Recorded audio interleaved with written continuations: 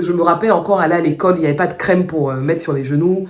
On n'avait pas de confiture pour mettre dans le pain. On prenait un morceau de pain, on l'ouvrait et on mettait des morceaux de sucre, des carreaux de sucre en fait dedans comme complément en fait. Bienvenue sur Black Bourge. Qui suis-je et pourquoi je fais un podcast qui s'appelle Black Bourge? Eh bien, j'ai réalisé que la plupart du temps, et même si on le regarde sur les différentes plateformes TikTok, Instagram, Facebook, les comptes les plus populaires, ceux qui sont mis en lumière quand il s'agit de personnes noires, ce sont souvent des contenus trash, souvent des contenus pas très nobles, si on peut le dire, ou qui ne dépeignent pas une image positive de la population noire dans son ensemble. Eh bien, j'ai eu à cœur de faire ce podcast parce que je pense que nous avons également une voix, nous avons un mot à dire, nous avons des expériences et des histoires à raconter. Alors pourquoi moi? Je viens d'une famille qu'on pourrait qualifier de bourgeoise.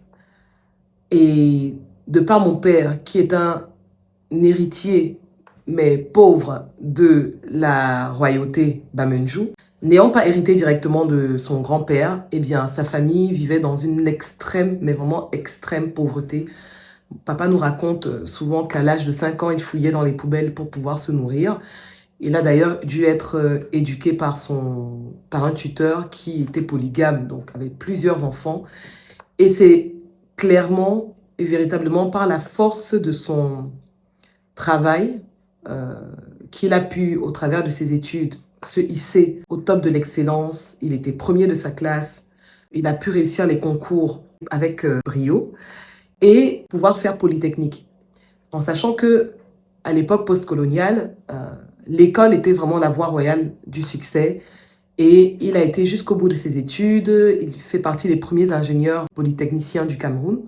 Et de par donc ce parcours scolaire et qu'il a propulsé dans un bon niveau professionnel, il a pu se hisser dans un rang, on pourrait dire, respectable de la société. Ma maman, à contrario, n'est pas une héritière noble, si on pourrait dire, de la bourgeoisie, mais de par son père, puisque mon grand-père a occupé les postes de maire et de préfet à l'époque postcoloniale. Donc, c'est-à-dire que quand les colons partent du Cameroun, les premiers administrateurs, donc c'est mon grand-père.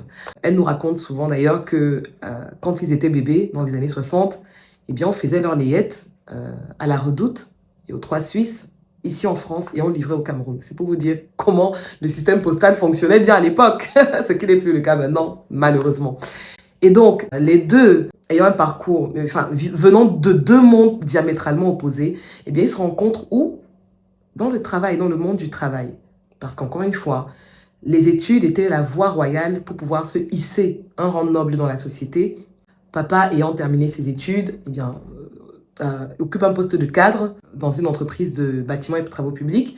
Et ma maman, pareil, elle est cadre dans une entreprise industrielle. Et c'est pendant du coup, les visites de chantier et autres, qu'ils se rencontrent et que l'étincelle se fait.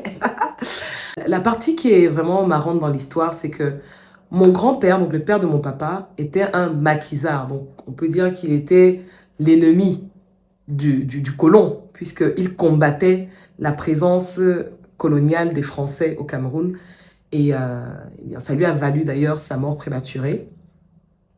Et mon grand-père, donc le père de ma mère, ben, on peut dire c'était aussi le collabo, puisqu'il était pro-administration française et justement il a occupé un poste au départ des Français.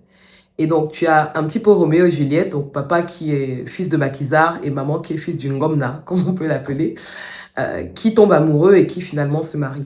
Et issus de leur justement union, ils ont commencé très modestement dans la société et ils ont pu, au fil de leur travail, au fil de leur détermination, à coup de beaucoup de sacrifices, parce que je me rappelle encore aller à l'école, il n'y avait pas de crème pour mettre sur les genoux, on n'avait pas de confiture pour mettre dans le pain. On prenait un morceau de pain, on l'ouvrait et on mettait des morceaux de sucre, des carreaux de sucre en fait dedans comme complément en fait. Et j'allais dans une école privée, certes, parce que mes parents tenaient vraiment à ce qu'on ait une éducation scolaire irréprochable. Donc, j'ai fait une école privée en compagnie de fils d'eux et de filles d'eux. Mais à la maison, c'était des fois difficile. On ne se sentait pas pauvre dans dans les faits, mais je voyais que voilà, le matin, il n'y avait pas de crème pour mettre sur le corps, ou il n'y avait pas de beurre ou de confiture comme mes camarades de classe. Ça, c'est sûr. Mes parents avaient d'autres priorités. Ils se sont sacrifiés tôt pour pouvoir nous assurer un confort plus tard. Et je le comprends avec le recul aujourd'hui. Donc, on a été dans de bonnes écoles, on a été dans des écoles privées où on a côtoyé et fréquenté des enfants d'eux, dont les parents étaient ministres ou directeurs de cabinet ou généraux à l'époque.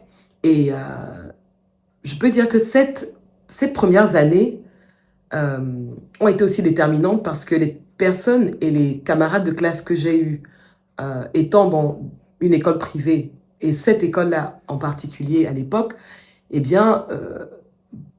grande majorité, on est resté amis jusqu'aujourd'hui. Et c'est avec le recul qu'on se dit, ah ouais, non mais j'avais un entourage quand même chic. J'avais un entourage quand même, ah oui, privilégié.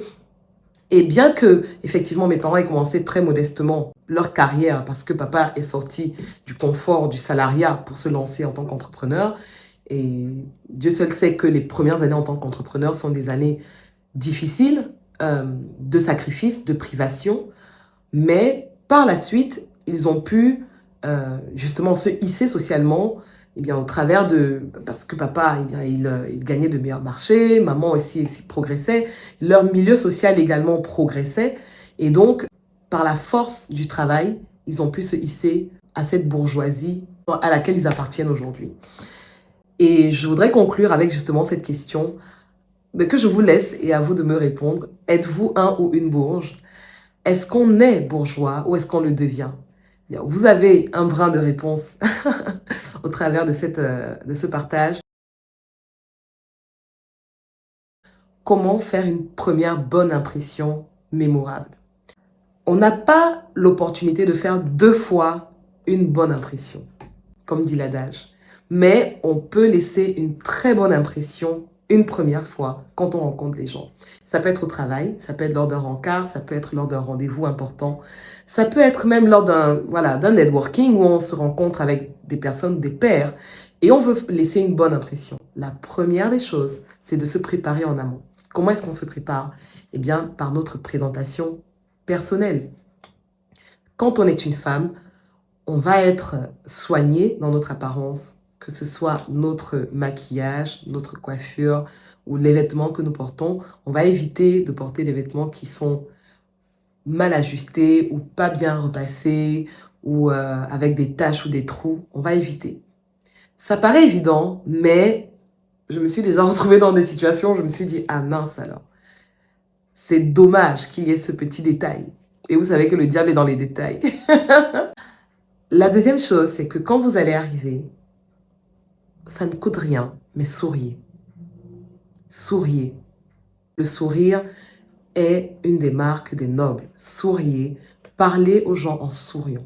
Vous allez donner l'impression que vous êtes beaucoup plus aimable et vous allez donc attirer vers vous. Autre chose, demandez le prénom de la personne qui est en face de vous et répétez-le et faites-le lui répéter. La personne, à la fin de la conversation, aura l'impression que vous la connaissez par cœur et vous allez lui renvoyer l'image de quelqu'un de sympathique. Alors, n'hésitez pas à vous intéresser véritablement à ce que la personne est en train de dire. Demandez-lui de répéter son prénom et vous répétez son prénom. Avant de vous séparer, témoignez-lui de votre gratitude d'avoir passé ce temps avec elle, comme je voudrais le faire avec toi maintenant. Je suis ravie que tu sois resté jusqu'au bout de ce podcast. C'est une première pour moi et tu n'imagines pas combien cette aventure, que j'espère qui va être très très riche parce que j'ai plein de projets en tête pour nous, pour toi et moi, hein, bien sûr. Et je voulais te remercier d'être resté jusqu'au bout. Merci en plus pour les commentaires que tu vas laisser parce que quand on commence un podcast, les commentaires sont super importants pour que ensuite toutes les plateformes de podcast puissent me rendre visible auprès d'autres auditeurs. Donc, merci pour les pouces, les likes, abonnements, commentaires, tout ce que tu peux contribuer pour que ensemble nous puissions faire plein de belles choses parce que j'ai plein de projets pour nous. Merci d'avoir suivi ce podcast et rendez-vous pour les prochains épisodes.